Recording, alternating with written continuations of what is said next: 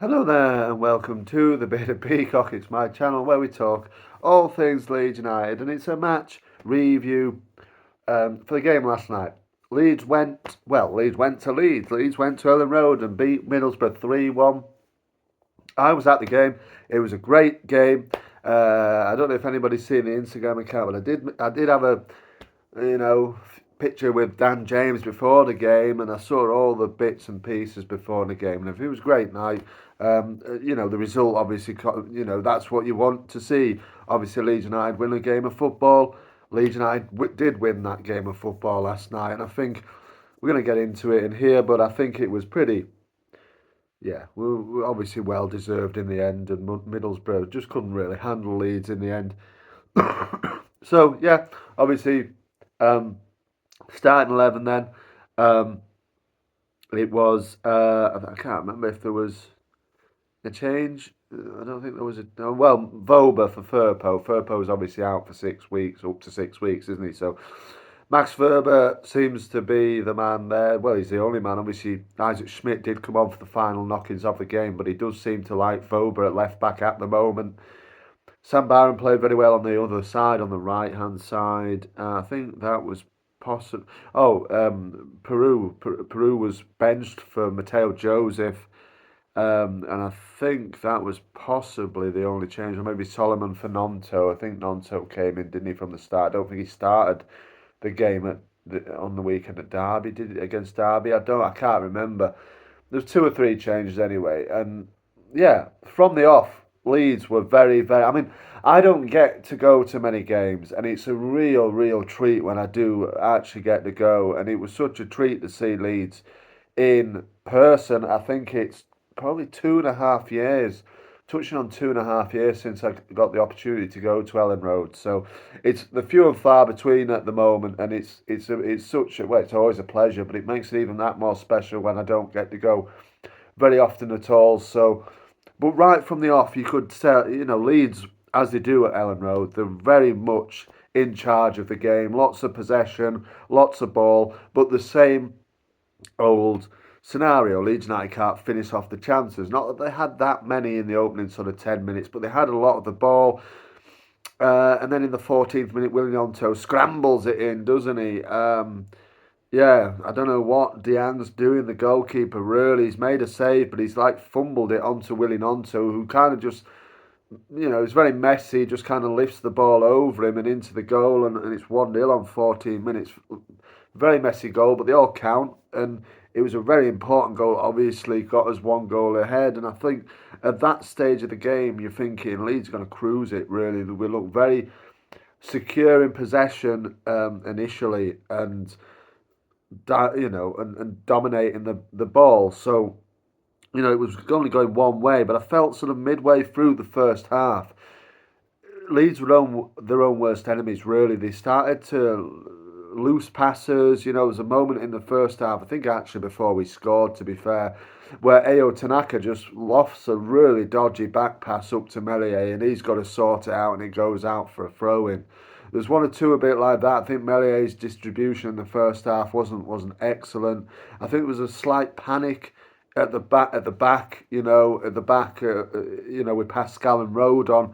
Did look slightly panicked at times, but I think so as it was in the end. Really, the Leeds were going to be of their own undoing, and they were slightly, obviously, in the second half. But there was a point as well where there's completely under no pressure. Pascal gets the ball from Rodon and thinks Melier is there, but he's not, and he just passes it out for a corner. And little bits like that. Leeds were getting a little bit tetchy, although I think Middlesbrough didn't really have the answer. I know a lot of their fans are going at Is it Barlaser, the ex-Preston lad? Don't seem very happy with him at all, and I think he was very poor with his passing. There was a lot of loose passing from Boro as well. I expected quite a lot more than from Boro, to be fair. Um, I thought on his time, Ben Doak on loan from Liverpool, that was the danger for me. That was a danger. He was a danger man all day, all night long, wasn't he? He was the man that was going to create anything for them, and obviously they got the goal, which we'll speak about in a minute on off a set piece. But Ben Doak was definitely the one that look. You could tell there's a player there. He's a young lad, but you can tell there's a player there definitely.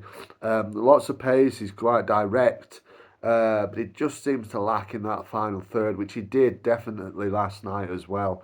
Um, but yeah, obviously we're 1-0 up, and then there's chances go begging for Leeds. There's times where you think, come on, have a shot, and they cross, or they let the defenders get back and block it. There's one in particular where Sam Byram does very well. He cushions the ball on with his head into the penalty box. But Brendan Aronson just lashes at it, and it goes over the bar, well over the bar, and he should have done a lot better with that. There was I think, a shot from Willie Nonto, a bit more direct, where Diang's got to get down to his right hand side to parry it. But again, he looked really, really dodgy for me in the first half. Parried that ball straight, almost straight to, I think it was probably Mateo Joseph. But luckily for Boro, their defence got back and cleared. But it did look a bit dodgy for me, Dieng, in the opening sort of half. But I think he steadied on as they got on. But we didn't really create that much in terms of chances in the whole game, really. It was odd bits in the first half. There was one or two moments in the second half, but really, it was all done and dusted. I don't know the stats for the shots, but it didn't feel like Leeds were kind of peppering Diang's goal, or obviously on the other side, they weren't really doing much to really test Meslier. They did once or twice. But anyway, we go 1-0 up half time. Come out for the second half, and you think, come on now, tighten it up for the first 10-15 minutes of the first half. And what do Leeds, second half, sorry, what do Leeds do? Concede. Initially, straight away, again, for some reason, there was panic down that kind of right hand side, where obviously the centre backs are split. I think Pascal this time passes it to Rodon, and Joe kind of panics and plays it out for a throw in down that right hand side. And you think, come on, just be more sharper with your passing. Be sharper. Be sharper with your passing. And it ultimately led to Middlesbrough, getting an equaliser. It comes from a a chance where, for me, Joe Rothwell was unbelievable in this game. And AO wasn't far behind him, but I didn't think AO was having especially a great game, really. And at times, the midfield just looked so open. Like you could drive a bus down there. So that's what comes where their equaliser kind of comes from. I don't know who it was. They just directly bombed forward, got forward quickly, straight through the middle of the pitch, played a ball out to, I think it was McGree.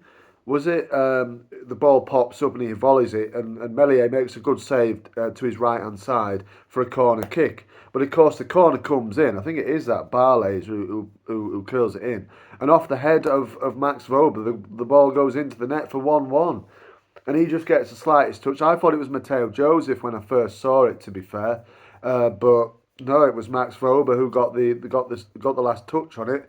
And it goes into the net for 1-1 on 54 minutes. And you're just thinking, see out the first 10-15 minutes and impose yourselves on the game. They definitely didn't do it. And yeah, we paid and we were back at 1-1. And for that short spell, about 10 minutes, 15 minutes maybe after they scored the equaliser, they were on top. Like I said, Doak, Meslier came out, really, really big save. Excuse me, really big save at one apiece. Come out, smothered the goalkeeper. Sorry, the goalkeeper smothered the shot from Doak, or smothered it before he could get a shot off. He was wide. He was free as a bird on that right hand side for them on that moment. And your heart was in your mouth a little bit. You had to hold your breath, but Meslier came up trumps and saved it, made himself big, and he saved it. It was a wonderful save. He also made a really good save at 2-1, I think, as well, just after we scored the second. Again, it was that duo again, Doak, and he was on the chase, and Meslier just got there in front of him, and it was important interception again. So he played really well, actually, I thought Meslier did, and he did well. But we go 2-1 up, 74th minute. What a goal this is. I mean, like I said, I had a picture with Dan James. I'd be lying if I said I had a chat with him and told him how to do that, because obviously I didn't do that at all. He seemed a lovely bloke, and he was happy to stop and have a photo with me before the game while he was on the pitch. And yeah, He just missed one just before that, didn't he? And it was a place where you thought, come on, you got to score, but he kind of passed it into the keeper's arms, and you just thought you should have scored anyway. Moments later, he does just that. I mean, Sam Byram, it's an absolutely colossus challenge in the middle of the park to open the play up. He goes thundering into that tackle. Boro's the beneficiary, gets the ball, passes it out wide to James, and we've seen it so many times. I know that's only his fourth goal of the season, but he's been out injured. But from last season as well, you see it so many times. Dan James in that position. There's only generally, maybe he needs a sighter initially to get himself sorted, but second time round, there's only going to be one outcome, and he sweeps it into the top corner. There's a lovely photo of that still where the goalie's diving, the ball's flashing past him into the top corner, and it's 2-1 on what, 74 minutes maybe that, and you're just thinking, yes, we've got the win here, we've done it. Moments later, Melia had to make that save, but again, there wasn't much in the way of resistance from Boro, and I thought that they were a little bit poor actually, really.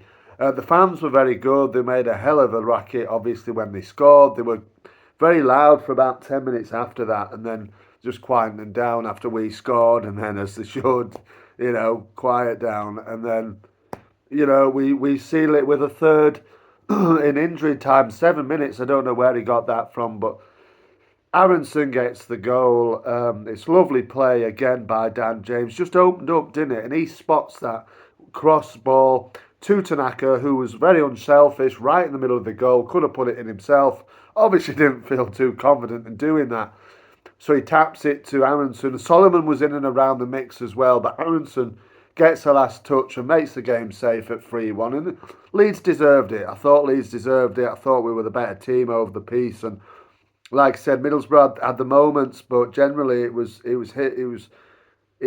few and far between for Boro, I think, and they didn't do enough to win that game or really get anything out of it, to be fair. So that was that. And the likes of Bill, Luke Ayling got a really good reception, but he didn't get on the pitch. Johnny Howson as well didn't get on the pitch this time. Obviously played against Leeds many times, hasn't he? Didn't get on the pitch this time. And yeah, I had a great evening. Obviously, really enjoyed the game. Great win, and probably still buzzing now, really, from it. But yeah, let me know how you saw it, and any Borough fans, let me know how you saw it as well. We were there. I was very close to the away end. It looked absolutely packed, and like I said, they made a heck of a noise when they scored, and for about 10 minutes from there. But after that, ultimately, they were all going home unhappy with that result, which was a good thing for me and every other Leeds United fan in the stadium yesterday, and every other Leeds fan around the world, of course. But yeah, thank you very much for watching. Marching on together. I'll see you on the next one.